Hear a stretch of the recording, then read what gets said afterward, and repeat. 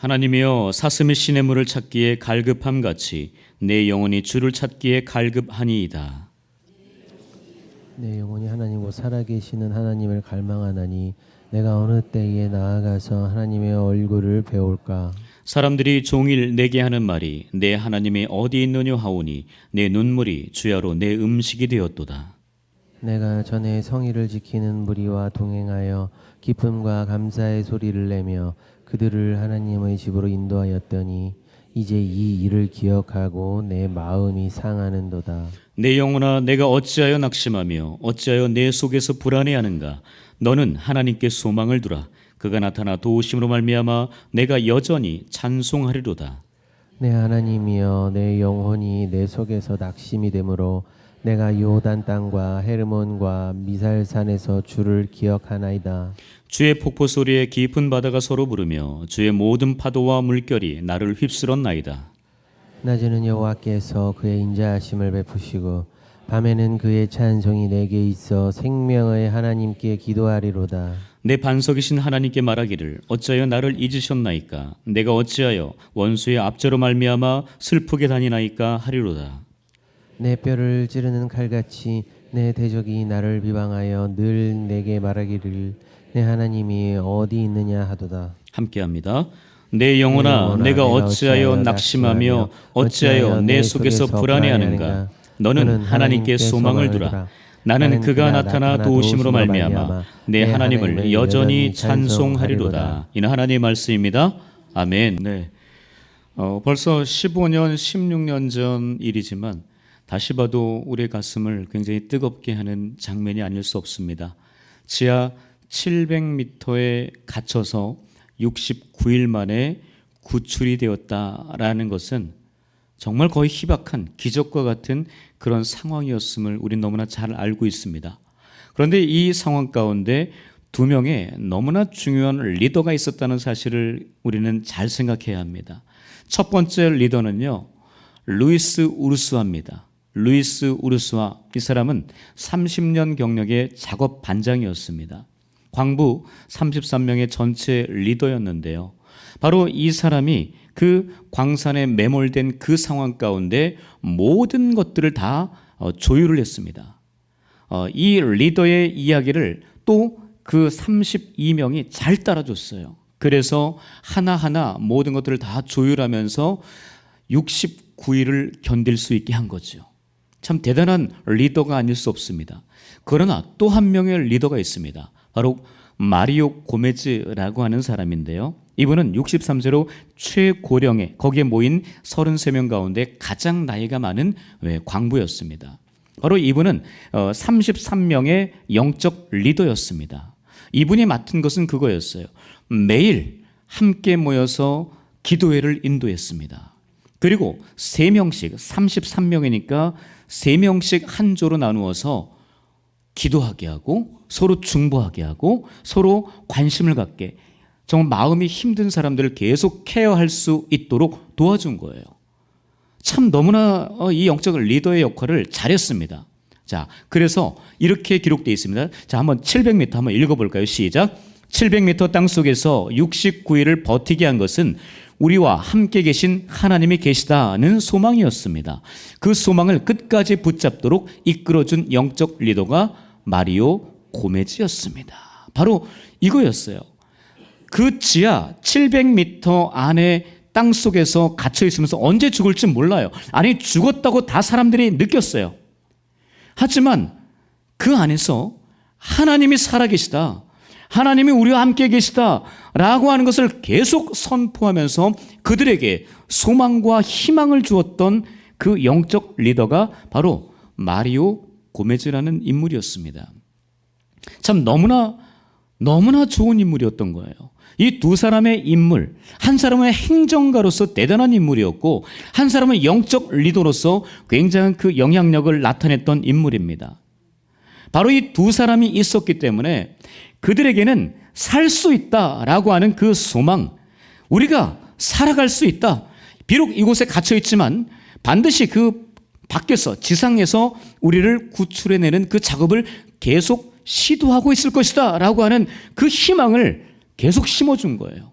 참 너무나 너무나 멋진 영적 리더와 전체 리더의 모습을 우리는 볼 수 있다는 겁니다. 자, 소망이라는 단어 우리는 잘 기억해 봐야 됩니다. 소망, 어떤 일이 이루어지기를 바라거나 기대하는 마음이 바로 소망이라는 사전적인 정의입니다.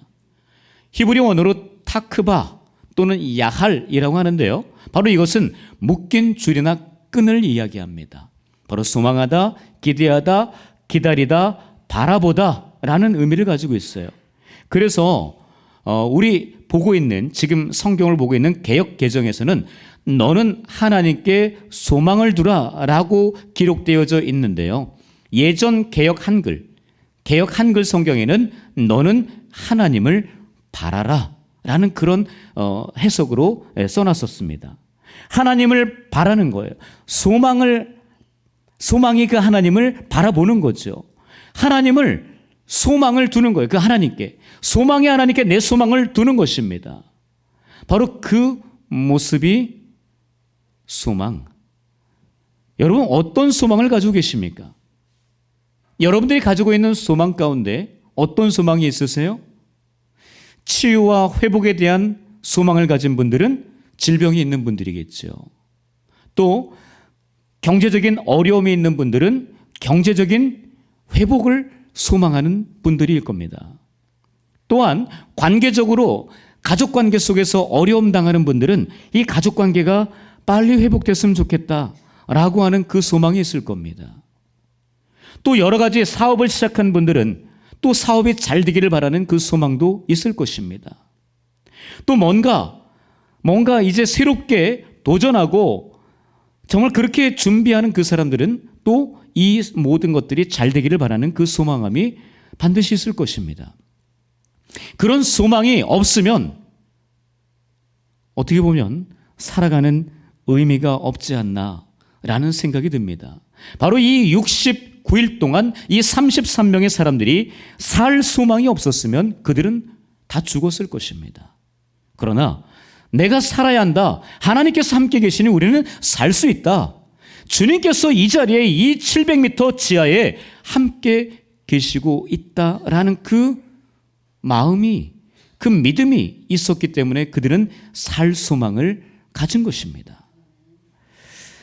자, 오늘 본문 시편 42편의 표제어는요, 고라자손의 마스길이라고 써 있습니다. 고라자손 마스길이라는 단어는요, 교훈이라는 뜻입니다.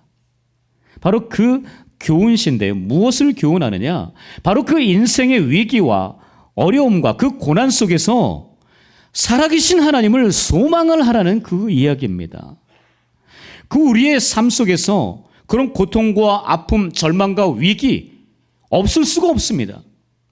원치 않는 질병에 걸려서 마음이 너무나 힘든 분도 있을 것이고, 갑작스러운 사고가 나서 정말 마음이 무너지는 분도 있을 것입니다. 바로 그런 가운데서 하나님을 소망하라는 이야기입니다. 그 하나님을 소망의 주인으로 삼으실 수 있기를 축복합니다. 자, 고라자손이라고 나와요. 고라자손은요, 민수기 16장에 가면 고라에 대한 이야기가 나오거든요. 그 고라자손이 어떤 사람이었는지 좀 부정적으로 비춰집니다.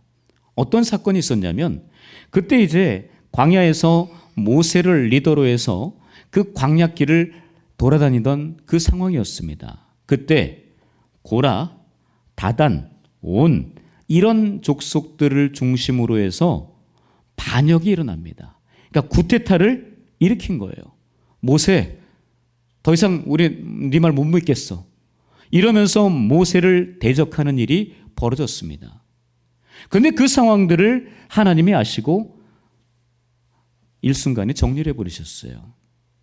바로 그들을 죽음으로 다 몰아가신 겁니다. 그러니까 이 고라 자손은요, 굉장히 하나님 앞에 저주를 받은 그 모습이었다라고 생각하시면 돼요. 왜요?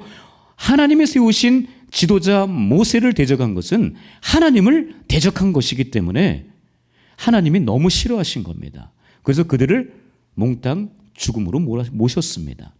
자, 그런데 그 고라 자손들이 후대에 지금 그 고라 자손들이 어떤 사역을 하느냐? 바로 성전에서 하나님을 예배하는 그 성전에서 하나님께 찬양하고 하나님의 그 예배를 드릴 수 있도록 모든 성전 관리를 하는 레위 자손이 됩니다. 참 아이러니하지 않습니까? 아니 그렇게 하나님께 저주받은, 하나님을 대적해서 저주받은 그 후손들이 아니 어떻게 이렇게 하나님 예배당에서 하나님을 예배하고 찬양하는 그런 사람들로 세워졌을까? 여러분 저를 생각해 보세요. 저는 저희 부모님이 하나님을 믿지 않는 분이셨어요. 불신자였습니다. 오히려 유교에 더 가까운 그 삶을 그분들은 계속 사셨어요. 물론 나중에 이제 전도를 받으시고 세례 받고, 그러니까 부끄러운 구원이죠. 거의 죽음의 직전에 세례 받으시고 하나님 나라 가셨어요. 아마 개털 모자 쓰고 지금 계실 거예요. 그런 상황이었습니다. 여러분 그렇게 따지면요, 제가 목사가 된다는 게 말이 안 되잖아요. 아니 그 자손들이면 그냥 그렇게 그 불신자로 살아야 되는 거잖아요. 그런데 하나님은 그런 분이 아니라는 겁니다. 하나님은 우리를 용서하시고 용납하시고 우리를 다시 한번 새롭게 세워주시는 하나님인 줄 믿습니다. 그 하나님이기 때문에 제가 목사로 살 수 있는 거예요. 고라 자손들이 비록 자기 자손 그 조상들은 그렇게 실수하고 죄를 져서 하나님께 저주를 받아 죽음을 당했지만 그 자손들은 회개하고 하나님 앞에 용서를 받고 용납함을 받아서 하나님을 예배하는 그 찬양을 인도하는 예배자로 서게 되었다는 겁니다. 여러분들은 어떠십니까? 바로 그런 상황 가운데 살아가는 사람들이 우리입니다. 우리는 하나님의 소망을 가지고 하나님을 소망의 끈으로 삼아 그분의 줄을 잡고 살아가는 사람들이어야 한다는 것입니다.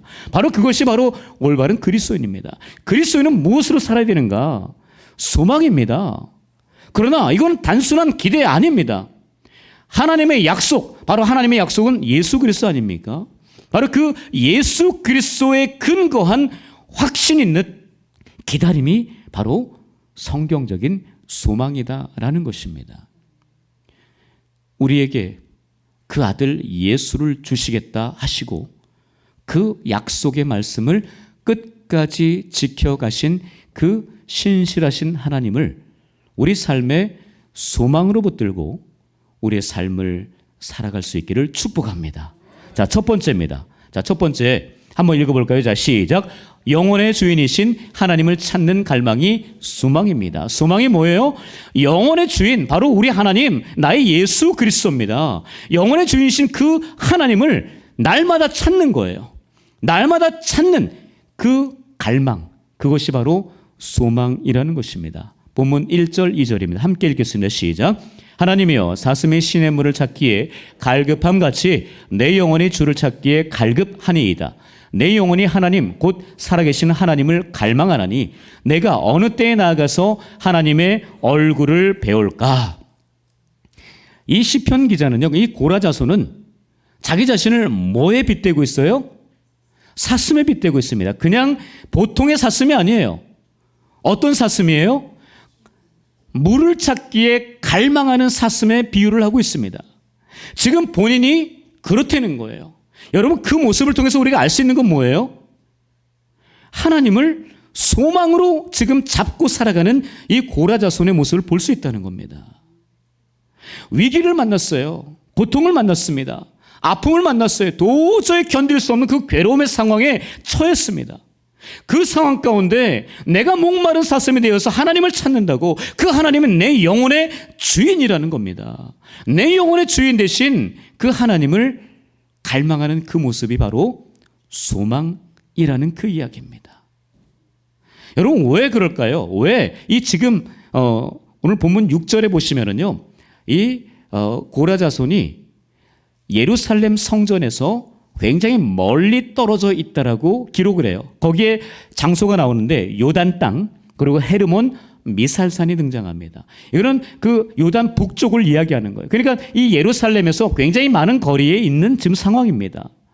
지금 왜 그들이, 고라 자손들이 거기에 얽매여 있는지는 알 수는 없어요. 그러나 지금 정확한 것은 예루살렘의 그 성전에 가서 예배할 수 없다라는 그 지금 상황이라는 겁니다. 바로 그 상황 가운데서 하나님을 예배하고 싶은 그 마음이 너무나 큰 거예요. 그런데 그 예배를 드릴 수 없어서 너무나 마음이 무너진 겁니다. 그것을 하나님 앞에 사슴이 시냇물을 찾아 갈급함 같은 그 모습을 빗대어서 하나님 앞에 이야기하는 겁니다. 여러분, 우리는 코로나를 지났어요. 여러분, 코로나가 쉽지 않았습니다. 바로 호흡기 감염 질환이에요. 호흡으로 감염이 되는 겁니다. 참 무서운 질병이었습니다. 2019년 12월에 중국 우한에서 처음 발생한 이후에 전 세계적으로 다 확산되면서 수많은 사람들이 생명을 잃었어요. 여러분, 그러면서 교회 안에서도 변화가 일어났습니다. 바로 비대면 예배라고 하는, 우린 들어보지도 못한 그 예배가 시작되었습니다. 아니, 이 사건은요, 우리 예수님께서 BC와 AD, 우리 역사를 나누는 그 BC와 AD처럼 코로나 전과 후가 어떤 역사의 한 축이 되어버렸습니다. 바로 그런 가운데 우리 교회 안에서도 성도들이 예배를 온라인으로도 드려도 문제가 없다라고 하는 그런 이야기들이 계속되어졌습니다. 왜요? 나라에서 모이지 못하게 하니까. 모이면 불법으로 규정하고 법을 어긴 것으로 해서 문제를 삼으니까요. 교회를 철폐합니다. 아예 예배를 못 드리게 철폐해버리기도 합니다. 이런 상황 가운데에서 여러분 어떠셨어요?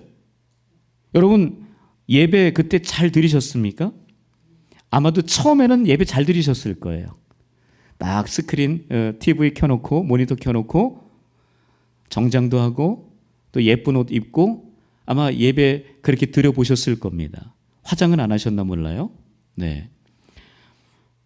그러나 여러분, 그게 한두 주지 3주, 4주, 2달, 3달, 여러분 그렇게 될 때 여러분의 행동을 잘 기억하시죠? 파자마 입고 세수도 안 하고 그렇게 예배하셨잖아요. 네, 그러시군요. 여러분, 그래도 그렇게라도 예배 드리면 정말 다행이에요. 근데 아예 예배를 안 드리는 경우가 많습니다. 어디 가고 어디 만나러 가고 어디 또 여행 가고 이러면서 예배 시간을 그냥 지키지 않는 경우가 허다했습니다. 여러분, 그러면 어떻게 돼요? 신앙이 약해져요, 약해져요? 약해질 수밖에 없잖아요. 믿음이 더 다운될 수밖에 없습니다. 여러분, 그래서요, 제가 연동교회에서 부목사 사역할 때 전화를 하십니다. 성도들이요. 목사님 언제 대면 예배 드리냐고, 언제 오프라인 예배 드리냐고, 언제 교회 갈 수 있냐고 그런 문의를 많이 하셨어요. 아, 이제 목사님 얼굴 그냥 TV에서 보는 거 지겹다고 그러셨어요. 여러분, 지금 이 시편 기자의 마음이 그런 거예요. 예배를 드리고 싶은데 성전을 못 가는 거예요. 코로나 시대에 예배를 드리고 싶은데 예배를 드릴 수 있는 장소가 폐쇄됐으니까 못 가는 거예요. 여러분, 그때 그 마음 있으셨습니까? 정말 하나님을 예배하고 싶어서 운양의 성전에 나와서 예배하고 싶어서 너무나 갈망과 갈증, 목마른 사슴이 시냇물을 찾듯이 그런 마음이 있으셨습니까? 여러분, 그런 마음이 있으셨다면 참 복된 분이세요. 여러분, 그러나 야, 때는 이때다. 즐기자, 놀자. 예배는 무슨 예배? 여러분, 그런 마음이셨다면 조금 하나님께 죄송하셔야 돼요. 정말로 우리가 예배할 수 있다라고 하는 것이 얼마나 복되고 얼마나 행복한 일인지 몰라요. 여러분, 얼마 전에 제가 병원에 계신 권사님 신방을 했습니다. 신방했는데 그 권사님이 그 얘기를 하시더라고요. 목사님, 교회 가고 싶어요. 너무나 몸이 약하셔서 교회를 갈 수가 없는 거예요. 그래서 우리 운양교회 와서 예배 드리고 싶다고 그 얘기를 하시는데 참 마음이 울컥했습니다. 여러분들은 어떠십니까? 지금 너무나 지금 정상적인 모습으로 이리저리 다 돌아다니고 아픈 데 없고 그런 가운데서 정말 예배를 잘 드리고 계십니까? 마음을 다해 예배 드리고 계십니까? 진짜 하나님을 소망의 끈으로 잡고 그 끈을 놓지 않고 예배 드리고 계십니까? 이 자리에 예배를 드리면서도 그런 갈망함과 그런 소망함이 없으면 어쩌면 우리는 하나님 앞에 잘못 예배 드리고 있는 모습일 수도 있습니다. 예배 드리고 싶어서 이 자리를 얼마나 사모하는 사람들이 많은데요. 그런데 예배 드릴 수 없는 그런 조건 환경이 있어서 너무나 갈망하고 있는 이 시편 기자의 이 고라다손의 모습을 우리는 잘 기억해 봐야 됩니다. 진짜 소망이 무엇입니까? 바로 내 영혼의 주인 되신 하나님을 계속 찾는 겁니다. 여러분 그 끈을 놓지 않는 거예요. 세상의 썩은 동아줄 잡지 마세요.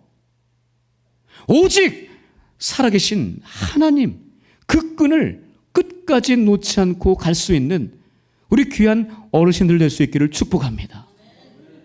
바로 그것이 소망입니다. 오늘 본문에 보면은요, 시편 기자가 고통하는 이야기를 세 가지로 이야기합니다. 바로 세 가지. 첫 번째가 하나님을 예배할 수 없는 상황. 얘기했죠? 너무나 멀리 떨어져 있기 때문에 그때 뭐 비행기가 있었겠습니까? 뭐 배는 있었겠죠. 여러분 그 상황 가운데 하나님께 예배하러 갈 수가 없는 거예요. 그러니까 이 고라다손이 보세요. 4절에 이렇게 써 있습니다. 내가 전에 그들을 하나님의 집으로 인도하였다. 그러니까 예배 인도자였던 거예요. 찬양 인도자였어요. 근데 이제 이 일을 기억하고 내 마음이 상한다라고 이야기합니다. 여러분 찬양할 수 없어서 마음 상해 본 적 있으세요? 여러분 예배할 수 없어서 마음 상해 본 적 있으십니까? 하나님 앞에 성전에서 예배할 수 없어서 마음 상해 본 적 있으세요? 여러분 우리는 그러지 않아요. 오히려 예배당에 와서 마음 상해서 가요. 이게 뭡니까 이게? 하나님을 소망으로 삼지 않기 때문에 사람을 소망으로 삼고 관계를 소망으로 삼고 돈을 물질을 하나님 외에 다른 것들을 소망으로 삼으니까 마음이 상하는 거예요. 여러분 그거는 하나님이 원하지 않습니다. 하나님을 진짜 예배할 수 없어서 마음이 상하는 그걸 원하세요. 그게 상한 심령이에요.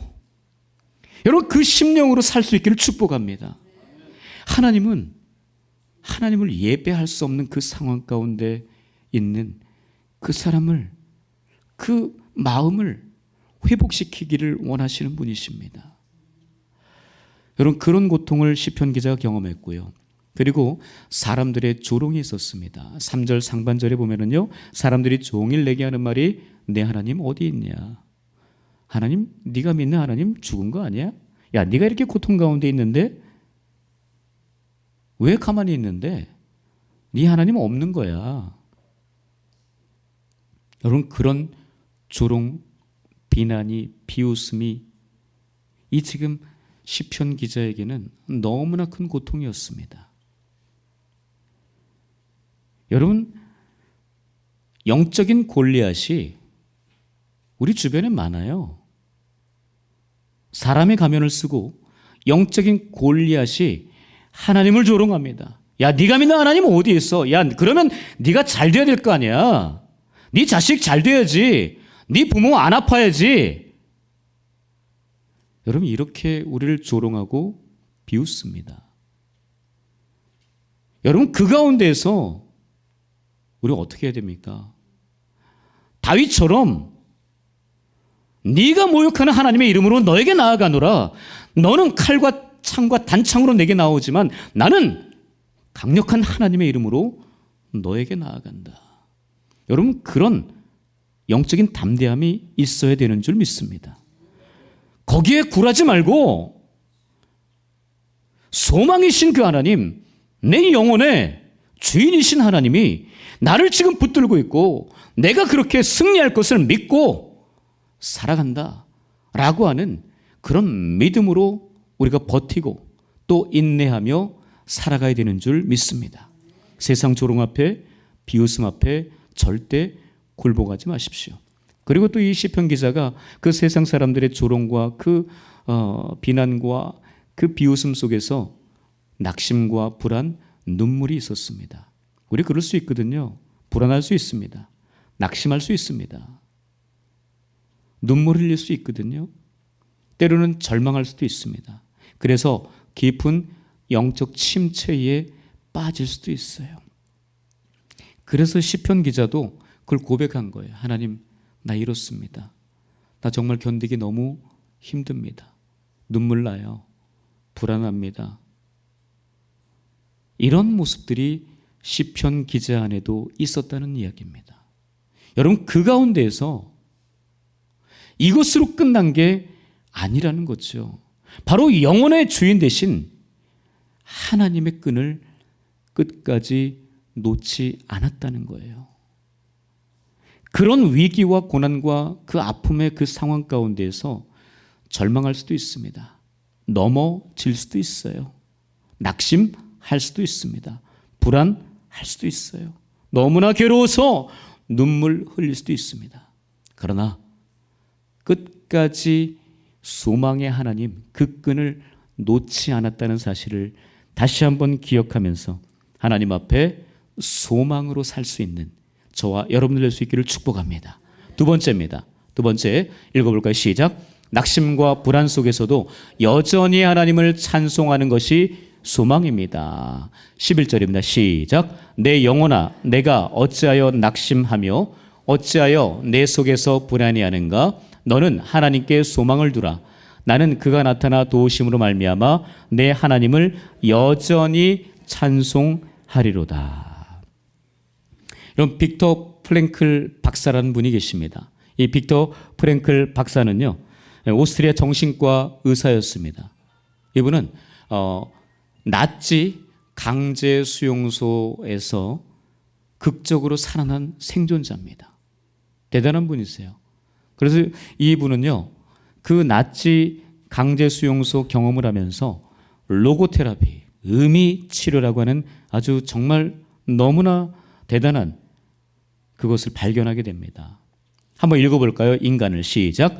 인간을 움직이는 가장 깊은 힘은 쾌락도 권력도 아니라 의미를 향한 의지다. 그러니까 의미 부여가 얼마나 중요한지를 이분은 그 극한 상황에서 깨달은 겁니다. 거기에 두 부류의 사람들이 있더래요. 한 사람은 소망을 품고 살아가는 사람이 있는 반면에 또 한 부류는 소망을 버리고 그냥 그저 그렇게 살아가는 사람들이 있었답니다.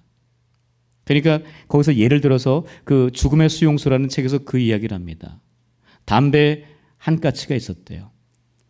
이 담배 한 가치를 계속 품고 내가 이것을 내가 살아나가면 피울 거야. 소망을 가지고 산 사람들은 끝까지 살아남는다는 거예요. 그러나 에라 모르겠다. 그냥 내가 그냥 피고 말겠다 라고 하는 그 사람들은요, 48시간 안에 죽었대요. 여러분, 그게 다른 건 담배를 피고 안 피고가 중요한 게 아닙니다. 그 의미가 얼마나 중요하느냐, 의미 부여를 하는 겁니다. 내가 반드시 나는 살아야 되겠다 라고 하는 그 의미를 가지고 계속 자기 스스로에게 이야기하는 사람은 살게 된다는 거죠. 그것을 이 빅터 프랭클 박사가 깨달았다는 이야기입니다. 그래서 그가 이런 이야기를 합니다. 자, 한번 읽어볼까요? 자, 시작. 인간에게서 모든 것을 빼앗을 수 있어도 단 한 가지, 마지막 남은 인간의 자유, 주어진 환경에서 자신의 태도를 결정하고 자기 자신의 길을 선택할 수 있는 자유만은 빼앗을 수 없다. 선택은 본인이 하는 거예요. 자기가 삶의 끈을, 소망의 끈을 놓는 것은 본인이 선택한다는 겁니다. 본인이 살고자 하는 그런 의지를 가지고 그 삶의 의미를 부여하는 그런 사람들은 분명히 그 선택을 잘했다는 거죠. 여러분, 선택이 얼마나 중요합니까? 그 극한 죽음의 상황 가운데서도 하나님을 선택한 썩은 동아줄이 아니라 하나님의 줄을 잡은 사람들은 살아가는 겁니다. 여러분, 우리에게는 그런 극한 상황들, 아까 지하 700m 그 지하에서 매몰되어서 죽은 것 같은 그 사람들, 나치 수용소에서 그렇게 언제 죽을지 모르는 그 사람들 가운데서도 여러분, 가장 중요한 것은 내가 어떤 끈을 잡고 있느냐. 바로 소망 대신 예수 그리스도의 끈을 잡고 살아가야 한다는 것입니다. 여러분, 우리에게는 불안, 우리에게는 낙심, 이것들이 매우 자주 정말 원치 않게 찾아옵니다. 여러분, 저희 아들이 1년 동안 취업을 못했어요. 여러분, 제가 마음이 불안할까요? 불안할까요? 대학을 졸업했는데 여기 계신 분들은 아마 대부분 다 아실 거예요. 보통 다 대학을 졸업하면 그때 당시 저희 때도 그랬지만 무조건 직장을 거의 다 들어갔어요. 비정규직 그런 거 없었어요. 알바 그런 거 안 했습니다. 그냥 학교 졸업하면 정말 번듯하게 그냥 직장 정규직으로 다 들어가는 거예요. 근데 저희 아들이 학교 졸업하고 1년 동안 백수 됐습니다. 정말 마음이 불안하더라고요. 그러면서 또 하나 드는 생각이 뭔지 아세요? 이러다가 우리 아들이 낙심하면 어떻게 하지? 절망하면 어떻게 하지? 포기하면 어떻게 하지? 이런 생각이 들었습니다. 그래서 제가 어떻게 할게요? 계속 기도했습니다. 하나님께. 소망의 끈 하나님밖에 없잖아요. 제가 어떻게 뭘 할 수 있겠습니까? 제가 무슨 기업을 운영하는 그 회사 대표도 아니고. 계속 하나님께 기도했습니다. 하나님, 이 아들 좀 살려주십시오. 물론 우리 중보기도팀에서도 아시는 분들이 기도 많이 해주셨어요. 여러분, 그래서 1년 만에 직장을 들어갔습니다. 참 하나님의 은혜라고밖에 저는 생각할 수 없습니다. 여러분, 소망의 끈 그거 끝까지 붙드셔야 됩니다. 이 끈 괜찮네, 저 끈 아이고 안 되겠네. 여러분, 그런 거 재지 마세요. 하나님 끈 잘 잡으세요. 그 끈을 잘 잡을 때 여러분, 시간이 걸려도요, 하나님이 분명히 그 끈을 통해서 그 모든 것들을 이루어 주시는 줄 믿습니다. 조금 안 된다고 고개 돌려가지고, 조금 안 된다고 또 이쪽 보고, 하나님 그거 싫어하십니다. 오직 하나님만 바라보기를 원하신다는 겁니다. 여러분, 11절의 말씀은요, 5절에도 동일하게 기록되어 있고요. 그리고 또 다음 시편 43편 5절에도 동일하게 기록되어 있는 말씀이에요. 3번이나 반복됩니다. 얼마나 중요했으면 그렇게 반복을 해서 기록을 했을까요? 여러분, 저 말씀은요, 하나님이 하시는 말씀이 아니 하나님의 말씀을 본인의 입을 통해서 본인에게 하는 얘기예요. 내 영혼아, 다른 사람한테 하는 얘기 아닙니다. 나에게 하는, 나에게. 그 위기와 절망과 고통과 낙심과 불안해하는 나에게 하는 이야기예요. 자신에게 하는 이야기입니다. 여러분, 낙심, 불안, 그런 절망 안 하는 사람 없어요. 여러분, 그 가운데서 우리 스스로에게 선포해야 되거든요. 내 영혼아, 정신 차려라. 여러분, 저 말씀을 자기에게 한번 가슴에 손을 얹고 한번 해보시죠. 가슴에 손을 얹고 외쳐보는 겁니다. 자, 준비하십시오. 자, 같이. 자, 가슴에 손을 얹고. 자, 외쳐보겠습니다. 자기 스스로 얘기합니다. 자, 시작. 내 영혼아, 내가 어찌하여 낙심하며 어찌하여 내 속에서 불안해하는가? 너는 하나님께 소망을 두라. 나는 그가 나타나 도우심으로 말미암아 내 하나님을 여전히 찬송하리로다. 할렐루야. 아멘. 여러분, 하나님을 여전히 찬송한다는 이야기는요, 내가 지금 낙심과 절망 가운데 있지만 내가 끝까지 그 소망의 하나님 그 끈을 놓지 않겠다는 그 이야기입니다. 여전히 어떤 상황에서도 어떤 위기가 몰려와도 여전히 하나님을 찬양할 수 있기를 바랍니다. 여전히 하나님을 예배할 수 있기를 바랍니다. 여전히 하나님만을 소망하면서 그 소망의 끈을 놓지 않는 저와 여러분들 될 수 있기를 주님의 이름으로 간절히 축복합니다. 아멘. 기도하겠습니다. 하나님, 우린 참 연약합니다. 작은 조그마한 사건에서도 절망하고 낙심하고 불안해합니다. 눈물을 흘립니다. 하나님, 그 가운데에서도 소망 되신 하나님 예수 그리스도의 끈을 놓지 않는 믿음의 사람 되게 하여 주옵소서. 예수님의 이름으로 기도합니다. 아멘.